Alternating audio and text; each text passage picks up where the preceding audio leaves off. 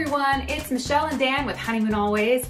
We recently took a trip to Porto, which is the second largest city in Portugal, and we want to tell you guys all about it. We're going to be talking about the main sites that you'll want to see, but we also have some fun ideas if you are a Harry Potter lover, if you're looking for a fantastic hotel, and also if you have questions about what food to try. So stay tuned for all of that. We hope you will subscribe to our channel. We are looking to get to 5,000 subscribers, and follow along with us on Instagram at Honeymoon Always. Now, we went to Porto at the end of September, and that meant that the weather was pretty much perfect. Yeah. And one thing that was really interesting is every day on the forecast it said it was going to rain, and I think it sprinkled once or twice. So keep that in mind that it is probably going to rain if you go during that time of year, and then it gets more rainy into the winter. But when you look at forecast, there's just no way that it's going to be accurate. Considering the weather, which was about 60 to 70 degrees every day, sometimes up to 75, we thought we would need to bundle up a little bit more, but we felt perfectly warm even in the early hours of the morning when it was like 62 degrees because we were out walking and the sun was out. So if you're considering what to wear, we felt like it was warmer than it was colder. Again, our experience in September. So we're assuming that in the summer months, it would definitely be warmer. And then in the winter months, you may want to bundle up a bit more. So if you go to Porto, of course, you want to hit up the top spots. And instead of telling you all about them, because, you know, we're no historians or experts or anything, we're just going to show you. So here are the top attractions we visited while we were in Porto.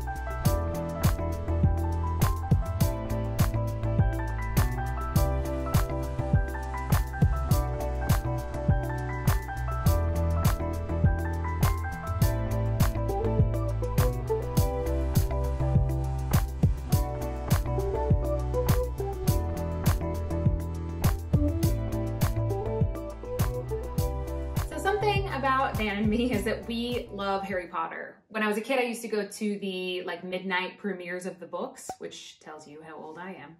And Dan has always loved the movies as well. So we've always been big fans. Dan currently has a Harry Potter robe that he is waiting for the cold weather to come so that he can wear it. But we love Harry Potter. So when I was wandering around Porto and I was like, wow, this place really is reminding me a lot of like Harry Potter. Like the streets are very kind of kooky in that way. And Dan was like, oh my gosh, this is where J.K. Rowling was when she first started writing the books. And it turns out that the cafe that she used to write in all the time, one of the cafes that she loves, is in Porto. And you can go and see it, and it is beautiful. Aside from that, she's actually a little bit stingy about admitting where in Porto she was inspired to write different parts of her books or, you know, come up with some of the visuals for some of the books. But it is rumored that one of the bookstores in the area inspired parts of Hogwarts, and it is a beautiful bookstore. And even though she has kind of denied that she's ever been in the bookstore, the line goes out the door to go inside and see it. And it is a gorgeous bookstore regardless, but it really does kind of seem like it has inspired something. So, and they lean in on it with like tons of Harry Potter books in there. Yeah. So it's super fun. We probably waited about 45 minutes in line because we had time, but there are different times of the day, like in the afternoon, where the line didn't seem so long. So I think it's worth a wait if you don't mind waiting in line. Aside from that, there is a fountain in the middle of a square that is supposed to have inspired the mascot for Gryffindor. The only other really confirmed thing is that she confirmed that she named Salazar Slytherin after the last dictator of Portugal. So if you're a Harry Potter fan, this little area is going to be great for you, especially if you have kids. It's so much fun to go around and kind of like pretend different things have inspired parts of Harry Potter, even if J.K. Rowling is not going to admit to it. And once you're done exploring all these great attractions in the middle of Porto, don't be afraid to venture out. We actually started our trip in Foz, which is on the coast, and stayed at the Vila Foz Hotel and Spa, which was an amazing hotel. This was honestly one of our top 3 hotels we've ever stayed at anywhere in the world. We need to kind of compile a list so we can show you guys our favorites, but we love this hotel. Our room overlooked the ocean, so we got to see the sunset. One night we had food brought in from like, I don't know, Uber Eats or whatever, and we just watched the sunset, which was gorgeous. We had a little bit of a spa day, and they have an indoor pool and then really unique spa treatment rooms. So we had like couples massages and had a great time. They also make it easy for you to explore the area where they give you bikes, and we rode around the largest park there in Porto and up along the coast. There's a beach there, which is great if you come in the summer, which you can get in the water. Otherwise, just take a look around, where you'll also find like a castle of cheese, which we were disappointed did not have cheese in it. It didn't, but it has an awesome name, which is great marketing for that castle. Now, we had planned to go to the world's largest pedestrian suspension bridge, which is near Porto, but we got a flat tire. So we had to change out our car at the rental place, and that did not give us enough time to make it to the bridge. So we decided to explore Braga instead, which was on our list anyway. Braga was about a 45-minute drive from Porto, and honestly, it is so cute. We spent a lot of time just exploring the grounds, looking at the flowers. They had some kind of little art exhibits here and there. It was really beautiful. We personally started at the top of this one main cathedral and worked our way down, but I think the official way to do it is to start from the bottom and go back up. Either way, there are trolleys that will take you up this super steep hill or back down again if you need. But we had a great time. We also drove about 5 minutes away and saw a few other cathedrals that the city has to offer. Frankly, I'm just so impressed that there's so much to see in this town.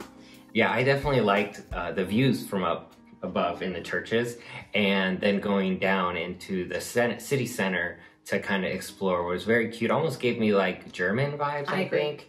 Yeah, and we were actually there during like elections, so we had like some politicians like leading their crew around. So it was just charming and festive and beautiful. Like the flowers were really beautiful, so we had a great time. Yeah, beautiful city, and while it's a little too small for us right now, we can definitely see why people like to live there. Yeah. In planning our trip, we definitely got a lot of recommendations to try some of the food up in the north, and the thing we heard most often was the francesinha. And this is a sandwich that is like full of meat, topped with an egg, cheese, and like the typical sauce. And so when we were in Braga, we went ahead and gave it a try. And I liked it. What did you think?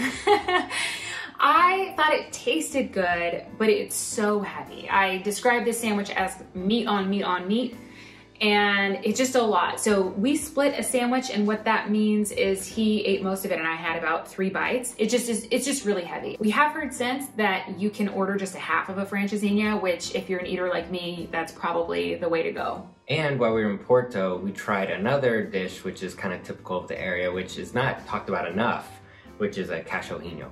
Translated, that means like little dog. So it was like little hot dogs.